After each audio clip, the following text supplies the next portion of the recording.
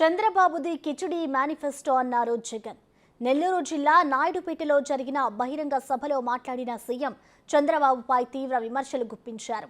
మళ్లీ గెలిచాక వాలంటీర్లను పునర్నియమిస్తూ తొలి సంతకం చేస్తామని, పేదలకు అండగా ఉంటామని తెలిపారు. చంద్రబాబుతో ఆయన చేసే మోసాలతో, ఆయన చెప్పే అబద్ధాలతో, కిచిడి మేనిఫెస్టో కింద ఆయన చెప్పే అబద్ధాలతో, ఆయన చెప్పే మోసాలతో పోటీ పడాలని చెప్పి నేను అనుకోవటం లేదు.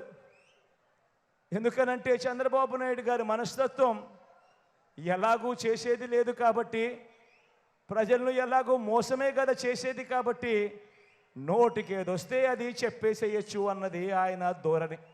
నిజాలకు, నిజాయితీకి, నిబద్ధతకు ప్రజలు విలువనిస్తారు అన్న నమ్మకం మీ బిడ్డకుంది. మళ్ళీ మీ బిడ్డ ప్రభుత్వం వస్తుంది. నా మొట్టమొదటి సంతకం మళ్ళీ వాలంటీర్ల వ్యవస్థ తీసుకొచ్చి ప్రతి ఇంటికి కూడా మళ్ళీ సేవలు అందించే కార్యక్రమం నా మొట్టమొదటి సంతకం చేస్తాను అని చెప్పి సందర్భంగా తెలియజేస్తా ఉన్నా. జగన్ అభిమానించే ఈ సైన్యం ఎలా పనిచేస్తా ఉంది అని అంటే, చంద్రబాబు నాయుడు గారి గుండెల్లో రైళ్లు పరిగెత్తించే కార్యక్రమం జరుగుతూ ఉంది అని కూడా ఈ సందర్భంగా తెలియజేస్తా ఉన్నా. ఈ ఎన్నికలు రెండు భావజాలాల మధ్య జరుగుతా ఉన్న సంఘర్షణగా జరుగుతా ఉన్న ఎన్నికలు. వారి పెత్తందారి భావజాలానికి, మన పేదల అనుకూల భావజాలానికి మధ్య జరుగుతా ఉన్న యుద్ధం.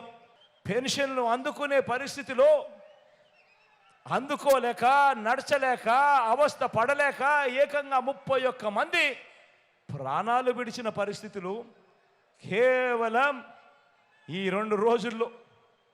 31 మందిని చంపిన ఈ చంద్రబాబు నాయుడు గారిని హంతకుడు అందామా, లేకపోతే అంతకన్నా ఉంది అంటే అదందామా అని చెప్పి ఆలోచన చేయమని కోరుతా ఉన్నా.